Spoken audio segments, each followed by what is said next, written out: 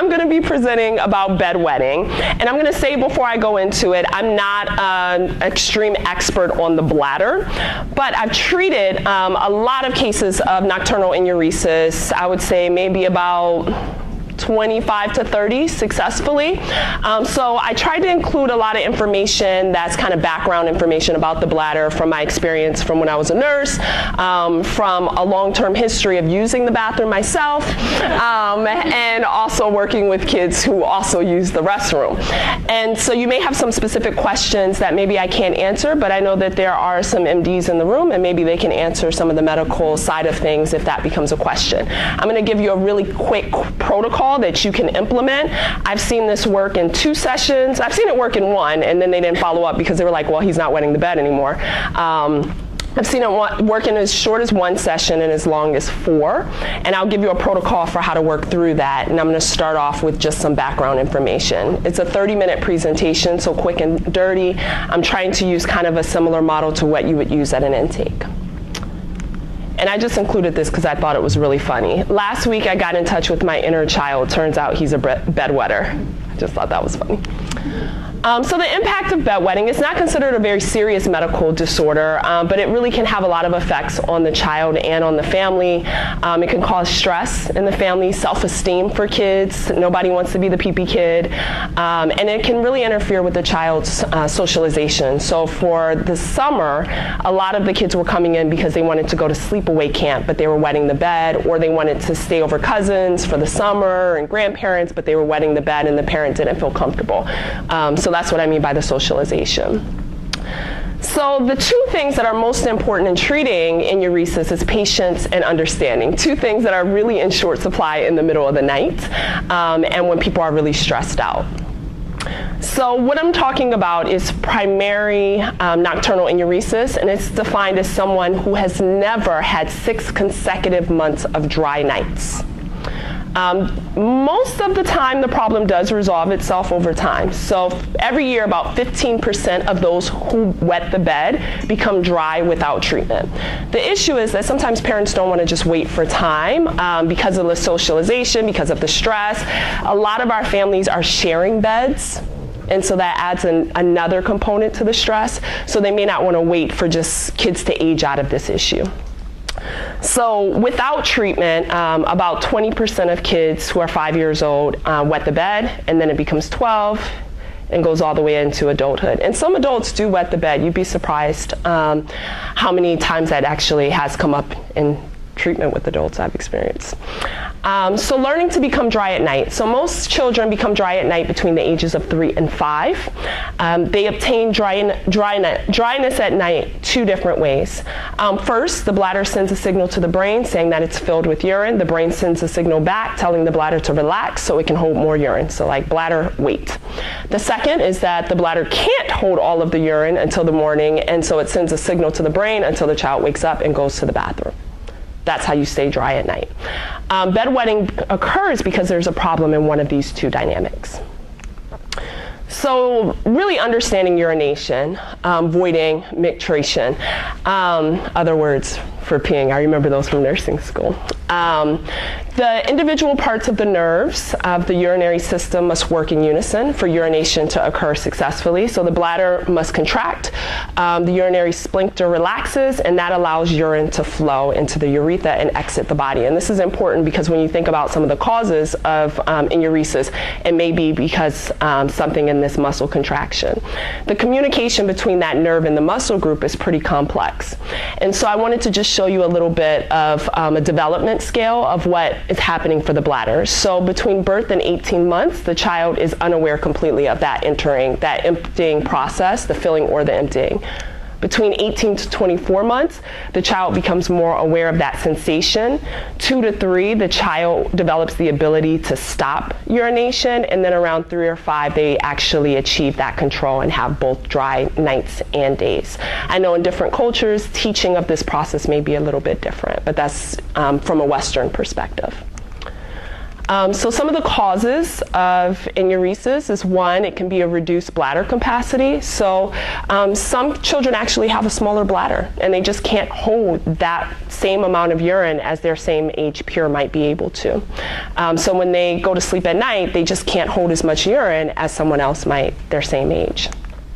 Another might be an arousal disorder, like for some kids, and I use the word disorder softly, but some kids, have a really hard time responding to the bodily sensations. And so this actually has shown that this tends to be in families. So sometimes you'll get a family that the grandmother, the mother, the uncle, yeah, actually, I wet the bed until I was 10. People in our family just wet the bed. It's not clear what the genetic component of that is, but it does tend to run in families. The other, and this is a surprising one that I think a lot of people miss when they're defining enuresis, is constipation actually is a contributor of enuresis because of the pressure. And so if the intestines is really full, it may put pressure on that nerve and it sends a confusing system. Do you have to poop, do you have to pee, and that whole system gets really confusing, especially when kids are just learning to master that sensation. So that's something to really be thinking about when you're asking about enuresis. The other, of course, we know is sexual abuse. That's always one of our red flags, and we're going to be screening for that as well. So now you know, okay, it's none of these things, it's just enuresis, primary nocturnal enuresis, and we want to treat it. First, it's important to know that kids don't wet the bed on purpose. Most of the time, 90% of the time. Most pediatricians do not consider it a problem until they're about 6 years old. I found that most 6-year-olds aren't super motivated to do the protocol, and it's not an easy protocol, and I tell parents, it's not easy, but it works. If you do it, it works.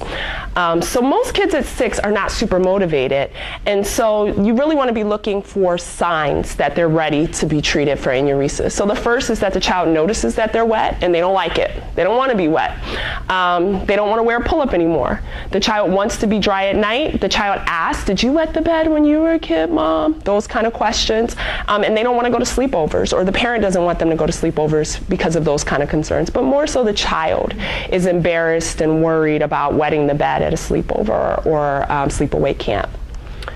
Motivation is critical. If the child is not motivated, if the child does not want to do the protocol, it's going to cause more stress for the family. A lot of it is coping, helping the family say, okay, when can we get this child ready, doing some motivational interviewing. And there's no magic age, but I found around 7 to 8 is when kids tend to be motivated. I do have a 6-year-old right now that I'm working with. She's highly motivated. So how parents can help, they can remind the kids it's no one's fault. They can let kids know that a lot of kids have the same problem, not to punish at night for bedwetting, making sure that the child is not made fun of by the siblings, letting them know if this was an issue in the family, having a low-key attitude, reinforcing efforts of the child to be dry, and then lastly, praising for any success. So not punishment, but praise for success. Some other things you want to think about before you do this protocol is management. So first, mattress covers. So a lot of parents will say, oh, well, we clean the bed, and sometimes you can be in the room and you smell the urine and you know that that child is wetting the bed. I don't know if anyone has ever had that experience. Before you even ask, you know that there might be bedwetting going on in the exam room or in your office. Absorbent briefs, and this is more so for kids that are not going to do the bedwetting protocol and they're not really motivated. You want to make sure that that urine isn't just sitting on their skin and they're starting to get that odor. That puts them at risk for bullying. And then odor protection. So even if the parents get everything up off the bed and get all the sheets collected and all the clothes collected, the odor can still get kind of saturated in the room and you can just smell it. And I think it's one of those things that, you know those commercials where they say you've gone nose blind? I think it's one of those things that families can become nose blind to, and they can't tell.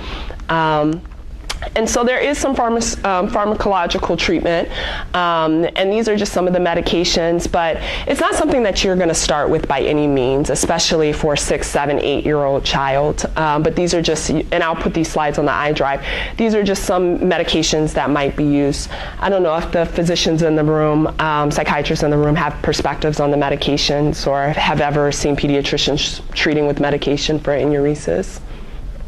I have. I've actually used it. The problem, and one thing that is constantly talked about in the literature, is the problem with it is that it never really changed the behavior. And Right. they kind of don't learn what they need to do and how they need to do. So a lot of times they'll use it and they're just like, great, that's really helping. But then you stop it and then the behavior comes back. So it's really should be reserved while you're doing other things as well. That's my experience. We used it in the state hospital a lot because we give a lot of other medicines that would basically cause problems. Right. Whether it was lithium or clozapine or stuff, and it would help a little bit. But. So it was more as a treatment for the side effects of other medications, but not as the primary diagnosis. Okay. And I guess the slide before, baking soda and water paste really is for this stuff. Okay. Good to know. Good to know. Thank you. Baking soda and water with old toothbrush. Old toothbrush. You said a cold toothbrush? An old toothbrush. Okay, so you can't use a new one. Okay, or your own personal toothbrush, not. Okay, good to know, because baking soda is good for the teeth. This is a very detailed workflow for the evaluation and treatment of enuresis. The things that are most important for our team who are treating enuresis is that, one, that they've been medically cleared, that there is no medical cause for them to have enuresis. Down at the bottom, there's some more details of some of the things that they're going to be medically cleared for, and the red flags that the physician, the pediatrician, should be looking for. Now, once it is clear that it is this primary nocturnal enuresis, you're going to kind of go through this protocol and explore different ways to treat it from a behavioral approach. And I'm going to talk more in detail about that. So, any questions about the background, bladder, enuresis, urinating? How common is it for a child to get a pretty decent medical workup for nocturnal enuresis when you have no reason to think it's medical? Like, I wouldn't even thought to. Like, how involved is that work? Whenever I get the referral for enuresis, I'm always asking, is there any medical concern for this? Do they have a UTI? Like, my pediatricians, I think, do a really good job of just kind of screening for, like, that's, if there's an older child, not for like 5, right, but like a 10. I've seen some, I had an 18-year-old who had enuresis. It was her, I treated both her 10-year-old sister and the 18-year-old together, and they were a team in doing this protocol. It was really fun. And so they were, both of them were very thoroughly worked up because they were 10 and 18. Yeah, but at 5 or even in a healthy steps, like, no. Any other questions? No? Okay. So you get the knock on the door, or the call, or the overhead page that says, hey, I have a patient who has enuresis. Can you come and meet them? The mom and the kid really want to get over this because they want to go to grandma's for Thanksgiving. And so if I'm doing a warm handoff, the first thing I do is do some psychoeducation about what enuresis is. I'm normalizing. This is something that a lot of kids have experienced before. It's something that we can treat. I'm so glad that you came in today. Has anyone else in your family ever had this kind of issue before? What's the big reason why you don't want to wet the bed anymore? Because it's hard getting up in the middle of the night. Why don't you want to wet the bed anymore? So this is kind of what the warm handoff conversation would look like. I give them this as a handout, and I'll put this on the iDrive, and I ask them to just track a couple of things that are going to be helpful for me when they come in for the first appointment. So the first is no fluid after dinner. How many nights they had that? Did they pee before bed? And did they have an accident? Okay, and that's the warm handoff, 15 minutes of that. Some more background check, information, like that kind of thing, but a 15-minute warm handoff. And so this is kind of the overview after they come in for the first appointment. So we're doing a self-awakening approach to treating enuresis. So children are most likely to be successful, again, if they're over 6, and they should practice the self-awakening routine. And this is basically every night the child is just preparing and treating their body, teaching their bladder and their brain to communicate about the full bladder. And so if it doesn't work, there's some other things that you can do, and I'll come back to the slide. So at the intake, what I'm saying to the child is, you have a bladder. Have you ever heard of a bladder? No, what is a bladder? I'm 6. I have not taken a physiology class.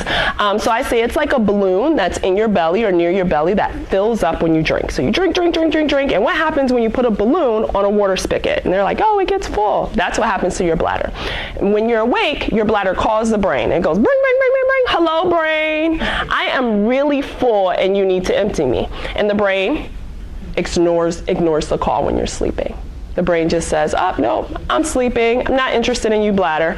And the phone is ringing, ringing, ringing. And the bladder is saying, hello, I have to pee. And the bladder goes, I can't take it anymore. And the balloon spills all over your bed. So I'm going to teach you positive practice that is going to teach your brain to listen to your bladder. It can't just keep ignoring the call.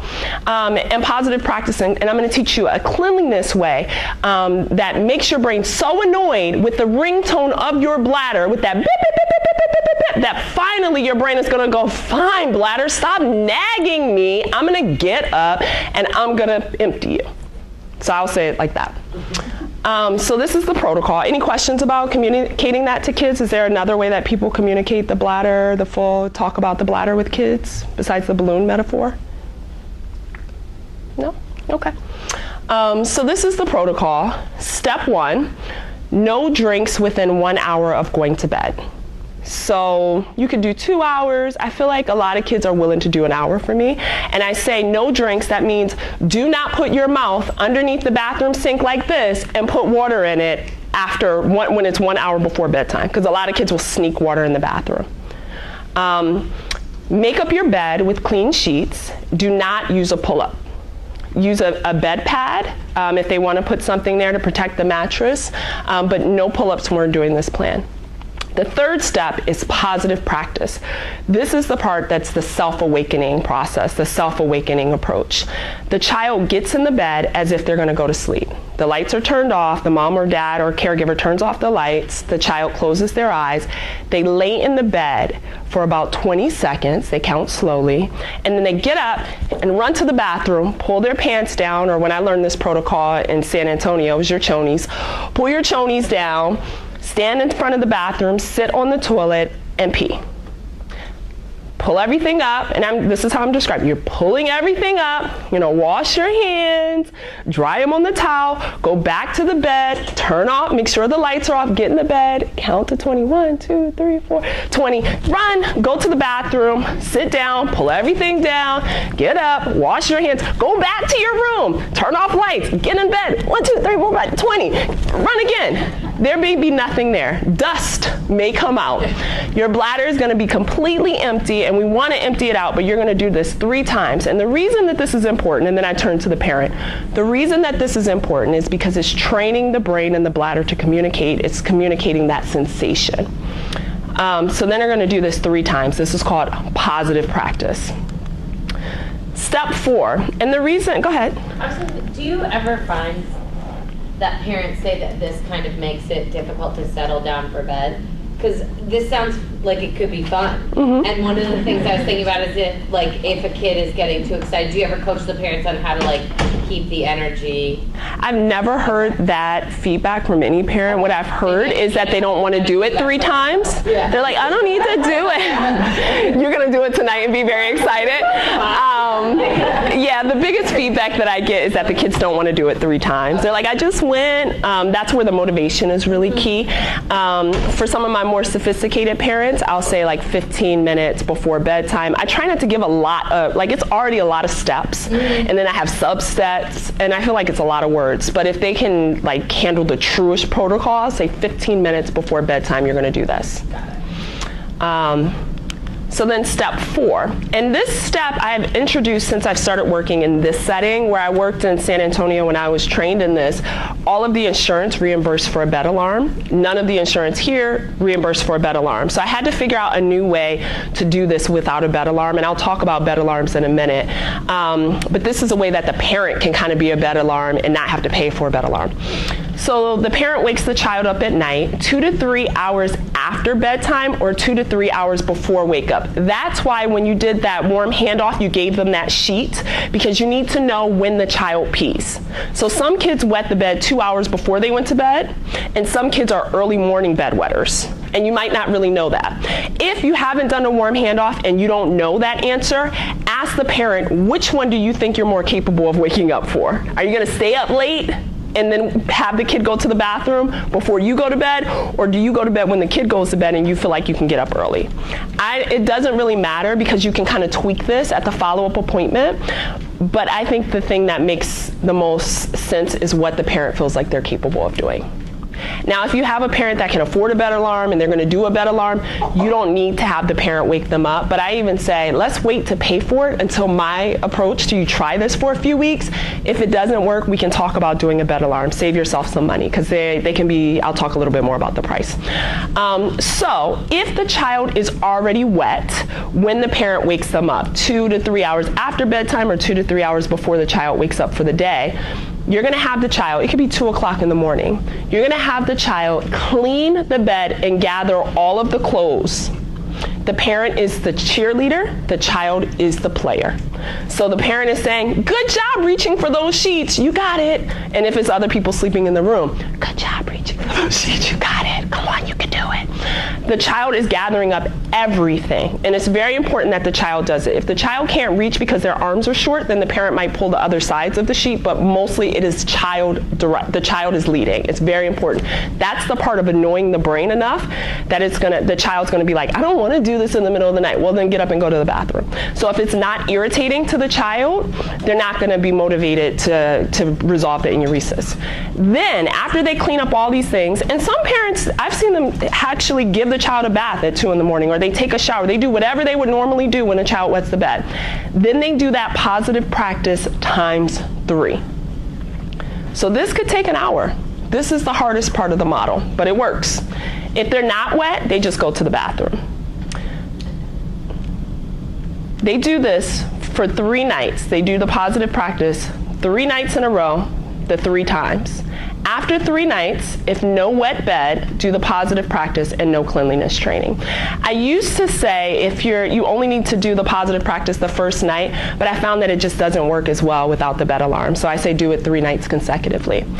After 7 consecutive nights, cut out the night waking. If there's no wet night, do the positive practice. If there's a wet night, do the positive practice, and then again for the next 3 days. But Dana, you're saying that under the next 3 nights, do positive practice 3 times. You mean before bedtime? Mm-hmm, before bedtime. And if they're wet in the middle of the night, you do, whenever there's wetness, there's positive practice.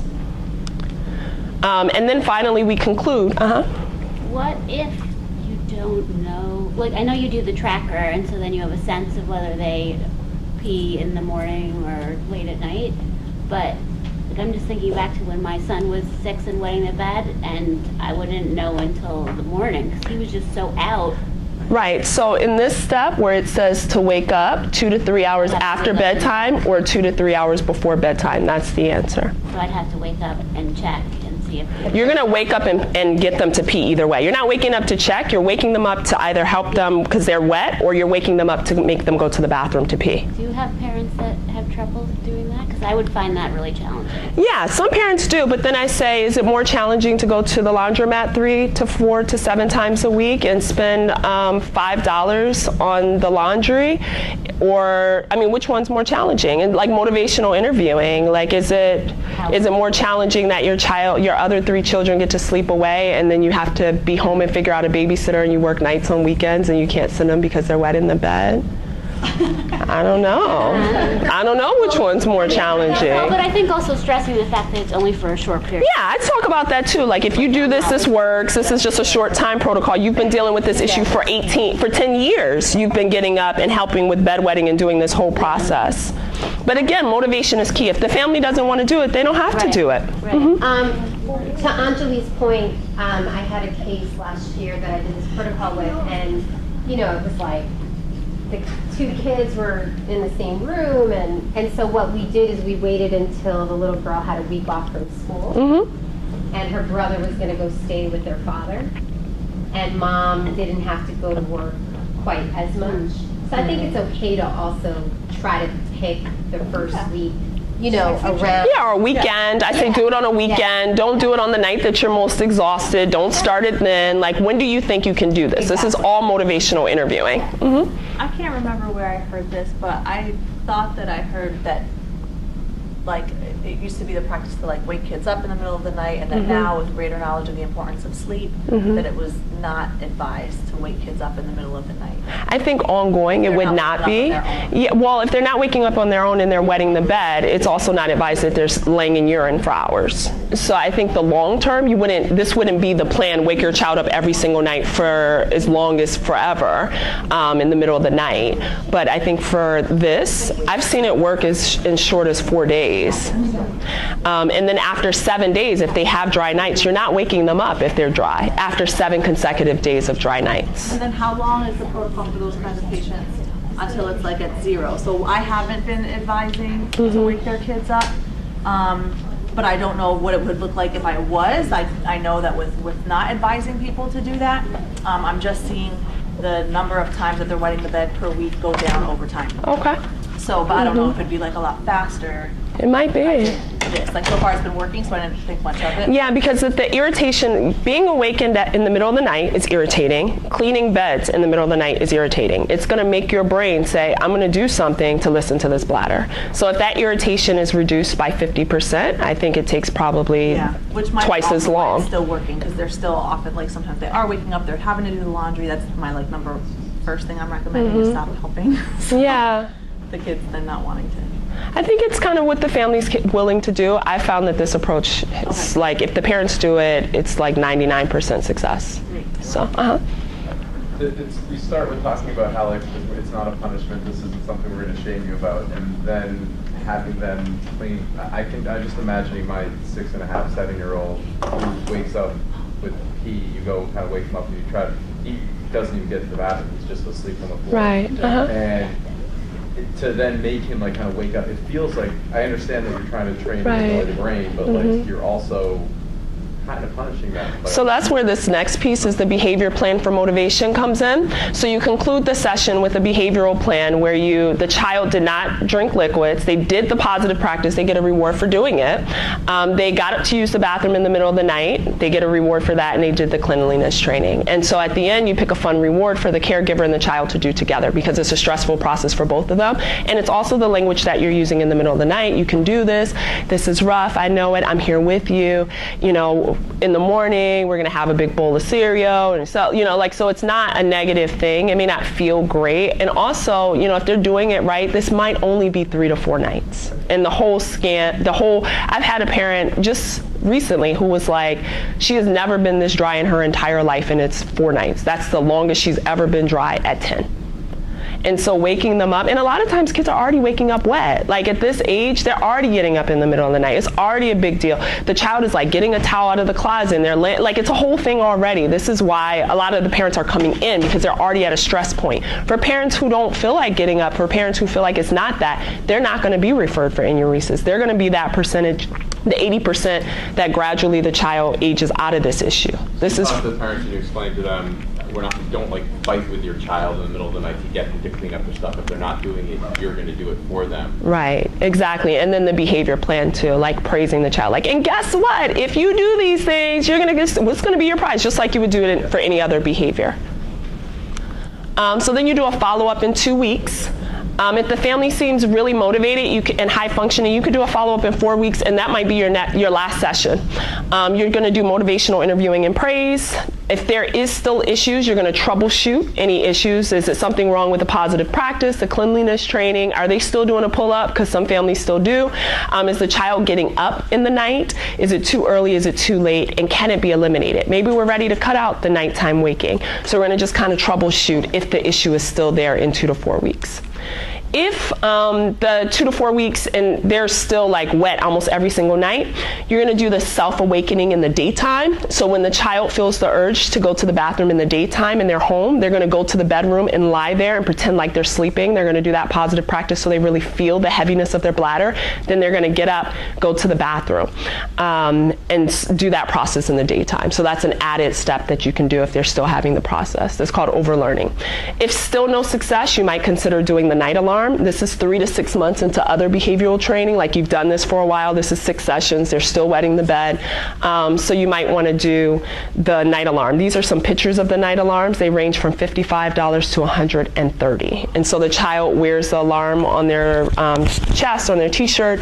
And then there's one for male children and one for female children. They are different, and they put them in the underwear. When there's any wetness, the alarm goes off really loud in their ear.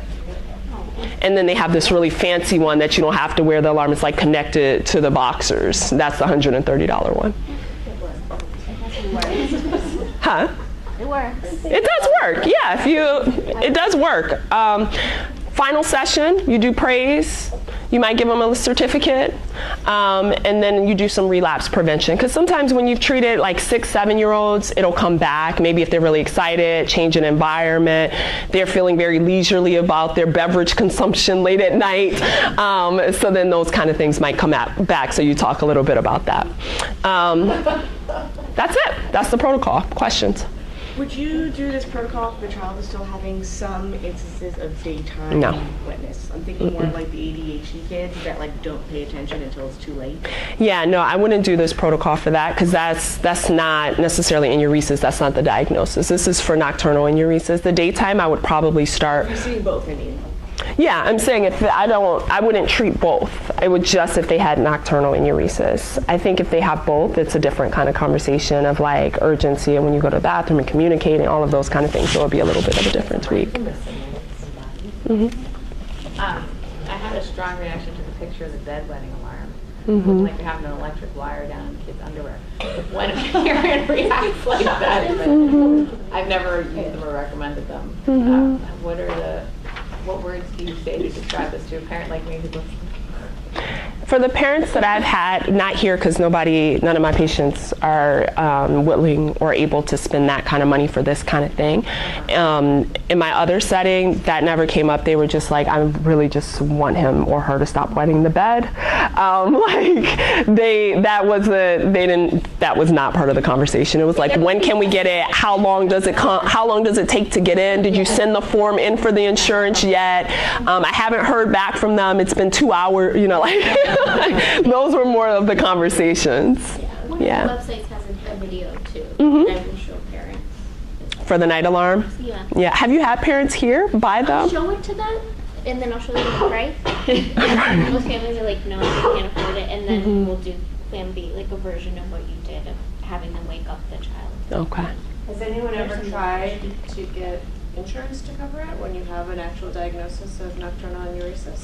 I haven't, but I've talked to the pediatricians in our clinic that said they've tried in the past and they weren't successful. So I didn't go through the process myself. You've heard the same at FCC? Yeah. And I don't know if they have to have it. To be perfectly honest, like they have to wait for it to come in and they can try this protocol. And so if it doesn't work, I think there's a small percentage that need the night alarm, but I've seen a lot of success with this. So I don't know. I'm just curious, if the alarm goes off in the child's ear, is it then on the child to wake up the parent? Yep. Yeah. And it's pretty loud. Like, and a lot of our families live in small places, so they hear it. Maybe 1 or 2 more questions and we'll transition. Would you still do this protocol if the kid was also highly oppositional and had behavioral issues? I would always resolve behavioral issues before I'm putting anything that is a highly stressed situation between a parent and a child, just because they don't have the relationship strength to do something that requires patience and understanding in the middle of the night. like if they can't get that on a nice day at McDonald's, they're not likely to get it at 2 o'clock in the morning, is kind of my logic. Yeah. How recent is this protocol, and how do pediatricians universally adopt this? And I ask because my experience has been that they don't. And I'm focusing more on that punishment cleanliness piece. Yeah. It's been a real problem for me personally, my family personally, and the reason why is 'cause I've had like more than probably 3 of the pediatricians in the group that I've gone to where they basically told my child that this is not something you're going to get punished for. It's not your responsibility to do this. And then any sort of, you know, we're going to do this together, because those are things that I would do. It's like kind of, we're working on this together, but it's like not my responsibility necessarily to clean up after you all the time. And same thing, whether it's encopresis or stuff like that. And it's a very opinionated 7-year-old who will say, the doctor told you, Dad, that you're not allowed to do this. I'm just wondering how universally it is talked about in pediatric settings, if you know. Well, so it's 2 different settings I know of. In the military setting, this protocol, the pediatricians knew how to do it. That they would give it out as a handout with the bed alarm. And so I had mixed feelings about that because they were like, here, I put in a order for your bed alarm and here's the handout on how to use it. And I'm like, you gotta talk this through. It's not that cut and dry. Like how I went through it, you have to go through it. So in the military setting, it's a best practice. This was a protocol that we were all trained in as pediatric psychologists. In the civilian sector, I haven't seen pediatricians as aware of this protocol at all. Their approach has generally been, you'll age out of it. And then refer them to a specialist. Yeah. I have seen. Is there any differences in your experience between the bed pads and the underwear alarms? I haven't seen, price-wise you mean? No, just like in effectiveness. No, I don't know. Yeah. The bed pad alarm versus the underwear alarm. The bed pad alarm, I think, is slightly less effective. Because it takes longer for it to get wet. That makes sense. Versus it's a drop on the night alarm. That makes sense. Yeah, I could see that. Alrighty. Anything else? Thanks, Tina. You're welcome.